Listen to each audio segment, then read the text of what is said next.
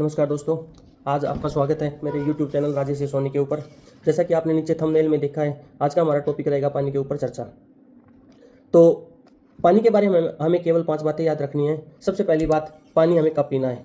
Second, पानी कैसे पीना है। थर्ड, पानी कितना पीना है। फोर्थ, पानी क्यों पीना है। और लास्ट पॉइंट रहेगा हमारा, हमें पता कैसे चलेगा कि हमारी बॉडी का पानी कंप्लीट हुआ या नहीं हुआ।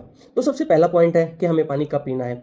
जब आप सुबह उठते हो, सुबह उठने के बाद आपको हल्के गुनगुने पानी के 1 से 2 गिलास पानी आपको पीना ही पीना है, ताकि जो आपने रात को खाना खाया था उसका थोड़ा बहुत अंश, जो थोड़े बहुत पार्ट्स हमारी फूड पाइप में बचे हुए हैं, वो हमारे सारे के सारे पेट में चले जाएं। दूसरी बात, जो पूरी रात के अंदर आपके मुंह के अंदर लार बनी है, पूरी रात में आपके मुंह के अंदर जो लार बनी है, यदि पानी की पहली बूंद के साथ आप उसको अंदर इनटेक करते हो तो वो आपके पाचन तंत्र के लिए सबसे महत्वपूर्ण और लाभकारी सिद्ध होती है, क्योंकि भोजन को पचाने में हमारी लार का अहम योगदान होता है।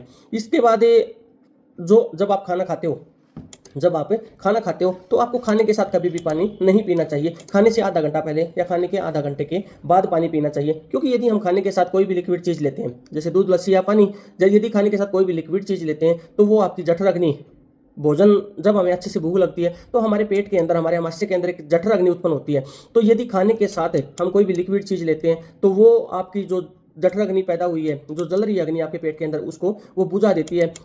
यदि वो अग्नि बुझ गई तो जो हमने खाना खाया है वो हमारा पचने की बजाय सड़ने की दिशा में चला जाता है। दूसरी बात है, जो आप 1 बजे तक आपका 60% पानी कंप्लीट होना चाहिए।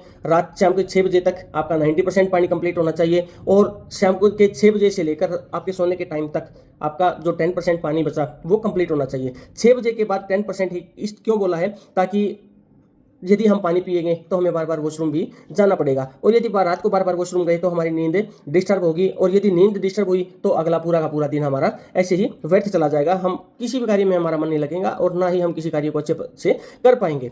सेकंड पॉइंट आता है कि हमें पानी कैसे पीना है। आप सभी को पानी हमेशा उकड़ू बैठकर, कोशिश कीजिए उकड़ू बैठकर पानी पीने की।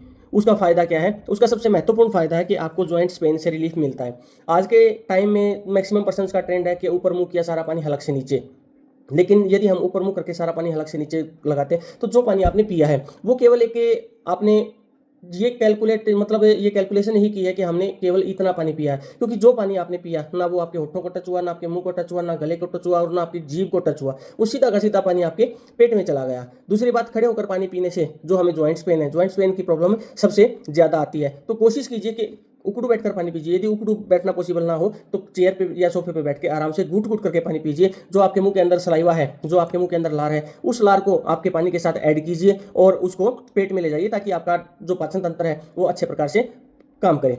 थर्ड पॉइंट आता है कि पानी हमें कितना पीना है। हम सभी को पानी अपने बॉडी वेट के अकॉर्डिंग पीना है। जिस पर्सन का वजन 20 किलोग्राम है उसको 1 लीटर पानी, जिस पर्सन का वजन 40 किलोग्राम है उसको 2 लीटर पानी, 60 वाले को 3 लीटर पानी, 80 वाले को 4 लीटर पानी, और 100 या 100 से ऊपर का जो भी बंदा है उसको केवल 5 लीटर ही पानी पीना है। दूसरी बात, सबसे अहम बात है कि यदि आपका वजन कम होता है, यदि आपका वजन डे बाई डे कम होता चला जाता है तो आपके पानी पीने की क्वांटिटी भी कम होती चली जाती है। इसके बाद हमें लास्ट पॉइंट पे आता है कि हमें पता कैसे चले कि हमारी बॉडी का पानी कंप्लीट हुआ या नहीं हुआ। यदि आपके यूरिन का कलर सफ़ेद है तो आपकी बॉडी का पानी कंप्लीट हो चुका है। यदि आपके यूरिन का कलर येलो है, यदि आपका यूरिन येलो कलर का है तो आपकी बॉडी का पानी कंप्लीट नहीं हुआ है।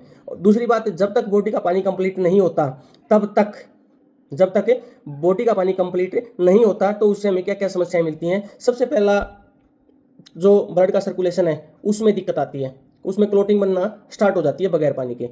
दूसरी बात, जो आपके बॉडी के अंदर एक्टिवनेस है, आपकी बॉडी की एक्टिवनेस खत्म होती चली जाती है। आपके मुंह पे पापड़ियाँ जमनी स्टार्ट हो जाती हैं, आपका चेहरा बुझा बुझा जैसा आपको फील होना स्टार्ट हो जाता है। तीसरी बात, जो आपका पाचन तंत्र है, आपका पाचन तंत्र आराम आराम से कम काम करने लग जाता है, क्योंकि भोजन को पचाने के लिए भी पानी की आवश्यकता होती है।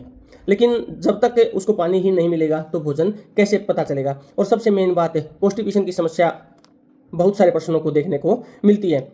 और लास्ट पॉइंट था हमारा कि यदि पानी की कमी से आपके शरीर से मल मूत्र का विसर्जन भी नहीं होगा और कॉन्स्टिपेशन की समस्या हो जाएगी। और इसके साथ साथ यदि आपके पसीने से, क्योंकि जो अनावश्यक के जो पदार्थ थे वो केवल मलमूत्र के द्वारा ही नहीं निकलते हमारी बॉडी से बाहर, वो पसीने के द्वारा भी हमारी बॉडी से बाहर निकलते हैं। तो इसीलिए आप सभी को हम सभी को पानी की बहुत ज़्यादा नीड होती है। तो मैं तो अपना बॉडी का पानी कंप्लीट कर रहा हूँ, क्या आप भी अपनी बॉडी का पानी कंप्लीट कर रहे हो? यदि मेरी वीडियो अच्छी लगे तो लाइक कीजिए, शेयर कीजिए और सब्सक्राइब कीजिए। Thank you.